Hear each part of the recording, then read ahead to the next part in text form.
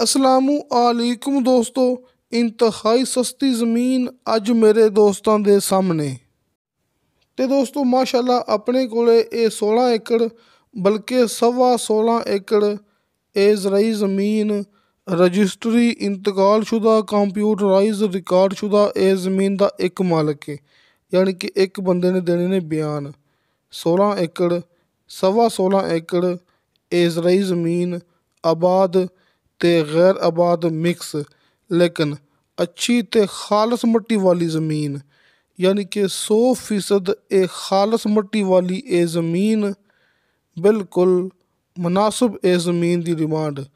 बल्कि मेरे दोस्तों ए ज़मीन की डिमांड ऑटोमेटिकली पसंद आएगी, यानी कि इंतहाई सस्ती ज़मीन 16.25 एकड़ आबाद ते गैर आबाद मिक्स 100% खालस मिट्टी वाली ज़मीन मेरे दोस्तों के सामने।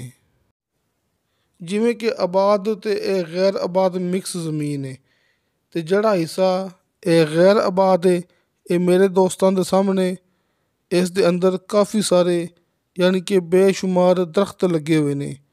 जड़ा हिस्सा गैर आबाद है उस दे अंदर काफ़ी सारे दरख्त लगे हुए ने, ते जड़ा हिस्सा आबाद है ये वेखो हल चलिया होया है, ये मेरे दोस्तों के सामने बिल्कुल प्लेन आबाद।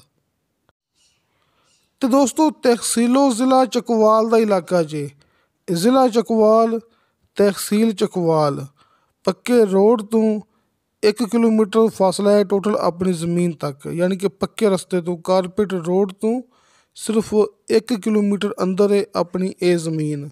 मौके तक रास्ता सरकारी आ रहा है जड़ा कि 20 फुट चौड़ा है, लट्ठे ते मौजूद है 20 फुट चौड़ा रास्ता सरकारी जड़ा कि दोस्तों पक्के रास्ते तो लेके मौके तक मिलेगा।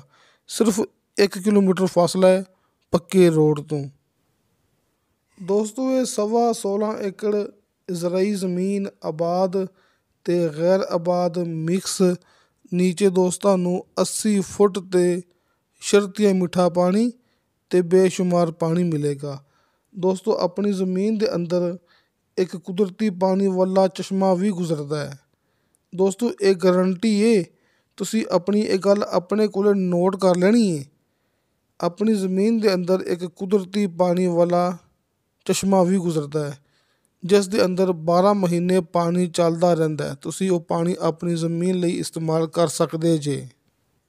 तो जिमें कि मेरे दोस्तों को पता है ये तहसीलो ज़िला चकवाल का इलाका है, तो चकवाल समेत कई इलाके ऐसे है जिथे गिनती होंगी है कनाल के हिसाब नाल, लिहाजा ये अपने कोले 130 कनाल ज़मीन है 130 कनाल ज़मीन, इसलिए दोस्त इनू 16.25 एकड़ कह सकते जे।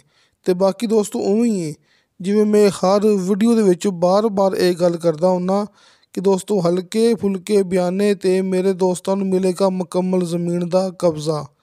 दोस्तों ये इंतहाई सस्ती ज़मीन ये रीसेल रकबा है, यानी कि नहीं कि अपन जड़ा आबाद हिस्सा है वो मिल जाएगा या फिर गैर आबाद हिस्सा मिल जाएगा।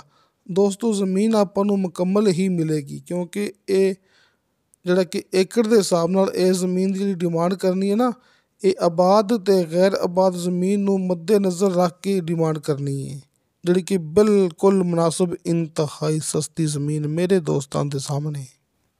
ते हल्के फुल्के बयाने ते मेरे दोस्तों को मिलेगा मुकम्मल ज़मीन का कब्ज़ा। जो तुसी दोस्त अपने वालों फुल मुतमन हो जाओगे तो फिर बाकी की पेमेंट क्लियर करवा के ज़मीन तुहाडे नाम ट्रांसफ़र की जाएगी।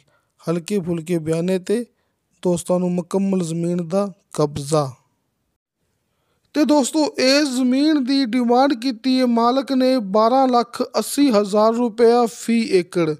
दोस्तों 12,80,000 रुपया फ़ी एकड़, यानी कि 1,60,000 रुपया फ़ी कनाल।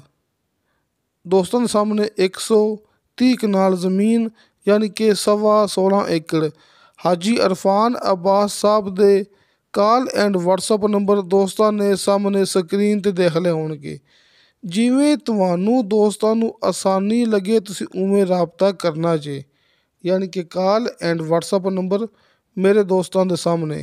ये ज़मीन का रास्ता सरकारी, ये मेरे दोस्तों के सामने, हर एक चीज़ मेरे दोस्तों के सामने।